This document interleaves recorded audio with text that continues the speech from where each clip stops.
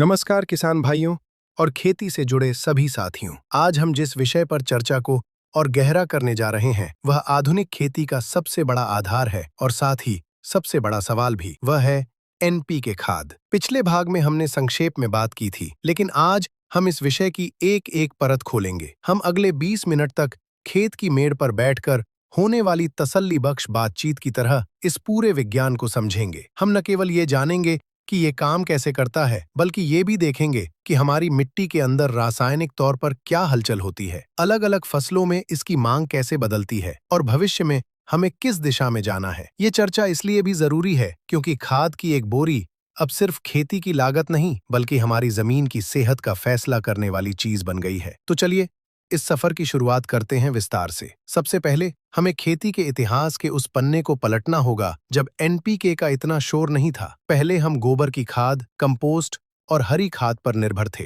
पैदावार कम थी लेकिन जमीन सुरक्षित थी। फिर दौर आया हरित क्रांति का। आबादी बढ़ी, भूख बढ़ी और हमें जादुई छड़ी की जरूरत पड़ी। वो जादुई छड़ी थी रासायनिक खाद, एनपीके यानी नाइट्रोजन, फास्फोरस और पोटेशियम। वैज्ञानिकों ने पाया कि पौधे को 17 तत्व चाहिए, लेकिन ये 3 महाबली हैं। अगर ये 3 नहीं मिले तो पौधा अपना जीवन चक्र पूरा ही नहीं कर पाएगा। लेकिन क्या आपने कभी सोचा है कि जब आप सफेद रंग का यूरिया या काले दाने वाला डीएपी मिट्टी में डालते हैं तो अगले 24 से 48 घंटों में वहां क्या होता है? ये समझना एक किसान के लिए बेहद जरूरी है। आइए सबसे पहले एन यानी नाइट्रोजन की पूरी जन्म कुंडली समझते हैं। नाइट्रोजन पौधे के लिए वही है जो एक बच्चे के लिए दूध और प्रोटीन है। जब आप खेत में यूरिया फेंकते हैं तो वो सीधा पौधे को नहीं मिलता। ये एक बहुत बड़ी गलतफहमी है। यूरिया में जो नाइट्रोजन है वो एमाइड फॉर्म में होती है। मिट्टी में मौजूद एंजाइम और नमी सबसे पहले इसे अमोनियम में बदलते हैं, फिर मिट्टी के बैक्टीरिया इसे नाइट्रेट में बदलते हैं। पौधा नाइट्रोजन को इसी नाइट्रेट रूप में पीता है।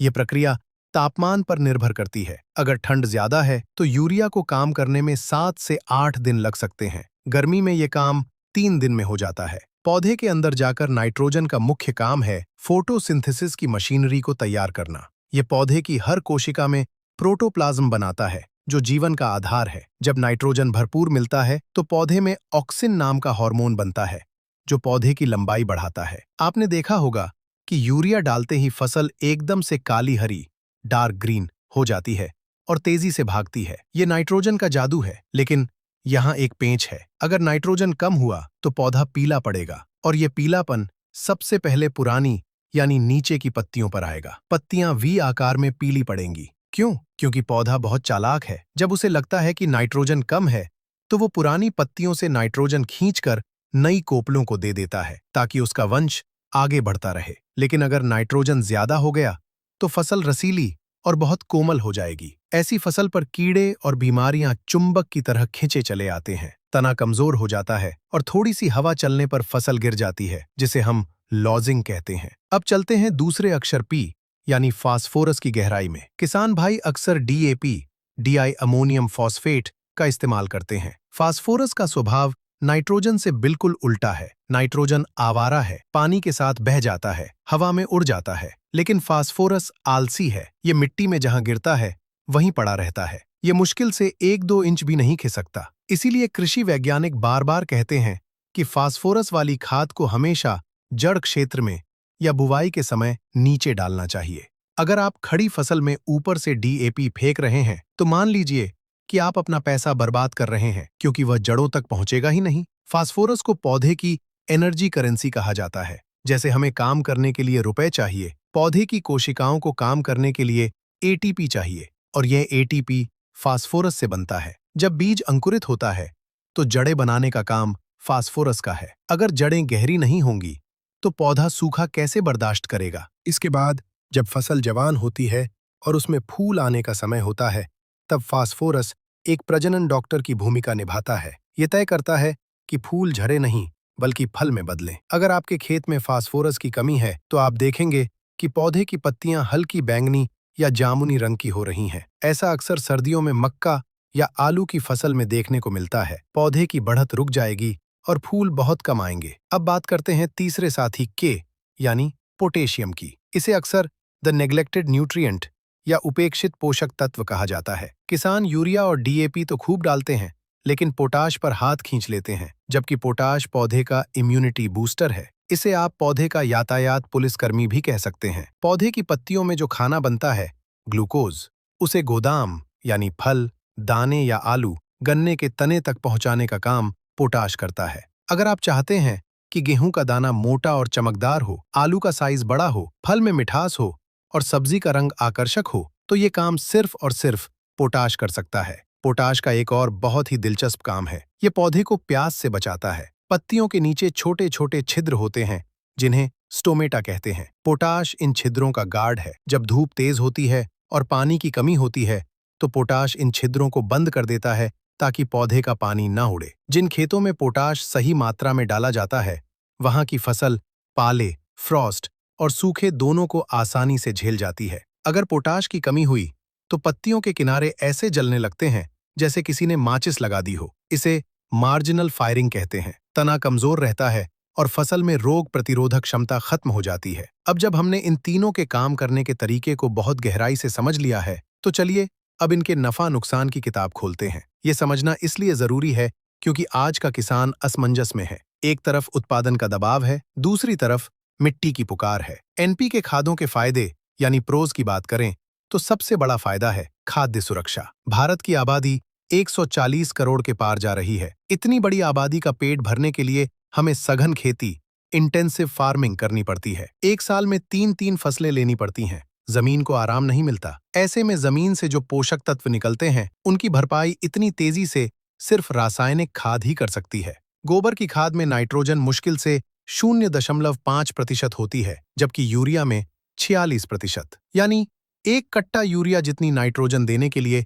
आपको कई ट्रॉली गोबर की खाद चाहिए होगी, जो आज के समय में उपलब्ध होना और खेत में डालना व्यावहारिक रूप से बहुत कठिन है। दूसरा फायदा है टारगेटेड न्यूट्रिशन यानी सटीक पोषण। एनपीके के अलग अलग ग्रेड आते हैं। मान लीजिए आपने मिट्टी की जांच कराई, रिपोर्ट आई कि आपके खेत में नाइट्रोजन ठीक है लेकिन फास्फोरस कम है, तो आप यूरिया कम करके एसएसपी सिंगल सुपर फॉस्फेट डाल सकते हैं। अगर आपको सिर्फ पोटाश चाहिए तो आप एमओपी म्यूरिएट ऑफ पोटाश डाल सकते हैं। पानी में घुलनशील खादों ने तो कमाल ही कर दिया है। 19 को 19 को 19, 0 को 52 को 34, 13 को 0 को 45। ये ग्रेड्स किसान को ये शक्ति देते हैं कि वह फसल की स्टेज के हिसाब से ठीक वही चीज दे जिसकी उसे जरूरत है। ये चम्मच से खिलाने, स्पून फीडिंग जैसा है, जिससे वेस्टेज कम होता है और रिजल्ट शानदार मिलता है। तीसरा बड़ा फायदा है लागत और लॉजिस्टिक्स। सुनने में अजीब लग सकता है क्योंकि खाद महंगी हो गई है, लेकिन अगर आप प्रति किलो पोषक तत्व की कीमत निकालें तो रासायनिक खाद अभी भी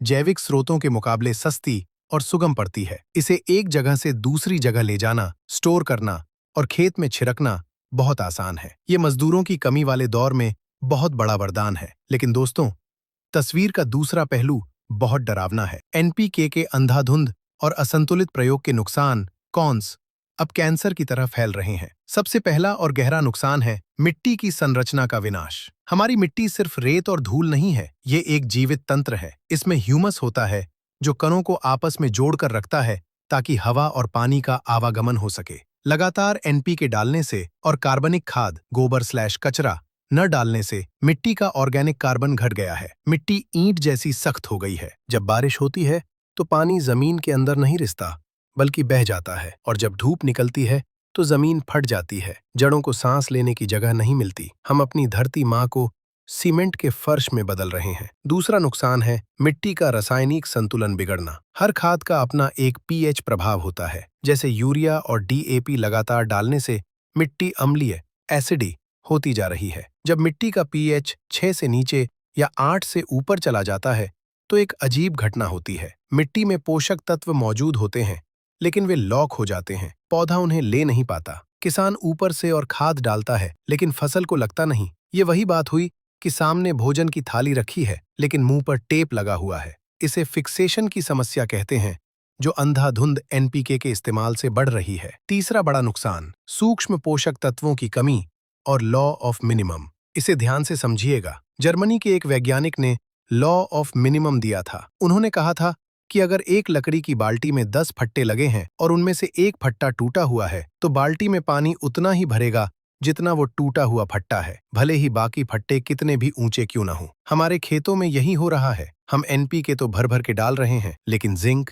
सल्फर, बोरॉन, लोहा इनकी तरफ ध्यान नहीं दे रहे। नतीजा ये है कि एनपीके डालने के बाद भी पैदावार नहीं बढ़ रही, क्योंकि उत्पादन की सीमा उस जिंक या सल्फर ने तय कर दी है जो कम है। हम सिर्फ 3 तत्वों के पीछे भागकर बाकी 14 तत्वों को भूल गए हैं। चौथा नुकसान, पर्यावरण और स्वास्थ्य। ये बहुत गंभीर मुद्दा है। हम खेत में जितना नाइट्रोजन डालते हैं, वैज्ञानिक कहते हैं कि पौधा उसका केवल 30 से 40% ही ले पाता है। बाकी 60% कहाँ जाता है? कुछ हिस्सा लीचिंग होकर जमीन के नीचे पानी में घुल जाता है। पंजाब, हरियाणा और पश्चिमी उत्तर प्रदेश के कई इलाकों में भूजल में नाइट्रेट की मात्रा इतनी बढ़ गई है कि वो पानी पीने लायक नहीं रहा। ये नाइट्रेट हमारे शरीर में जाकर ब्लू बेबी सिंड्रोम और कैंसर जैसी बीमारियां पैदा कर रहा है। इसके अलावा खेत से बहकर ये खाद वाला पानी तालाबों और नदियों में जाता है, जहां ये जलकुंभी और शैवाल को इतना बढ़ा देता है कि पानी के जीव जंतु मर जाते हैं। इसे यूट्रोफिकेशन कहते हैं। पांचवा नुकसान,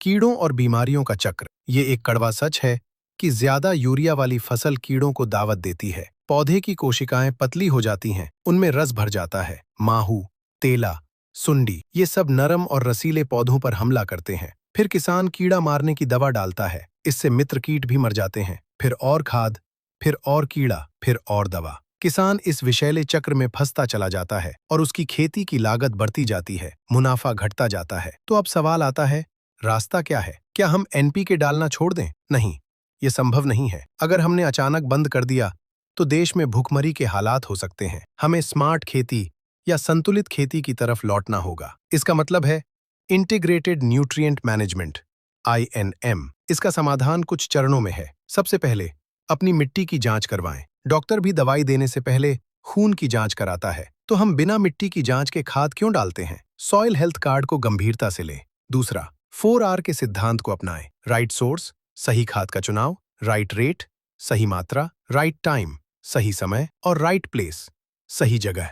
जैसे यूरिया को एक बार में न दें, उसे 3-4 टुकड़ों में दें। स्प्लिट डोज, इससे बर्बादी कम होगी और पौधे को लगातार खाना मिलेगा। आजकल नीम कोटेड यूरिया आता है, वो धीरे धीरे घुलता है, उसका प्रयोग करें। DAP को हमेशा ड्रिल करके बीज के नीचे दें। तीसरा और सबसे जरूरी, कार्बन की वापसी। रासायनिक खाद इंजन का पेट्रोल है, लेकिन जैविक खाद, गोबर, हरी खाद इंजन का मोबिल ऑयल, लुब्रिकेंट है। अगर आप सिर्फ पेट्रोल डालेंगे और ऑयल नहीं, तो इंजन सीज हो जाएगा। साल में कम से कम एक बार खेत में गोबर की खाद, कंपोस्ट या ढैंचा/सनई की हरी खाद जरूर पलटें। आप वेस्ट डीकंपोजर या जीवामृत जैसे तरल जैविक कल्चर का भी इस्तेमाल कर सकते हैं। ये मिट्टी में सोए हुए केंचुओं और बैक्टीरिया को जगा देगा। जब मिट्टी में जान होगी, तो आप जो भी NPK डालेंगे वो पौधे को दुगना लगेगा। चौथा विकल्प, नैनो टेक्नोलॉजी। आजकल नैनो यूरिया और नैनो DAP बाजार में आ गए हैं। ये बोतल में आते हैं और इनका छिड़काव पत्तियों पर होता है। इससे मिट्टी खराब नहीं होती और पौधे को जरूरत भर का पोषण मिल जाता है। हालांकि ये तकनीक अभी नई है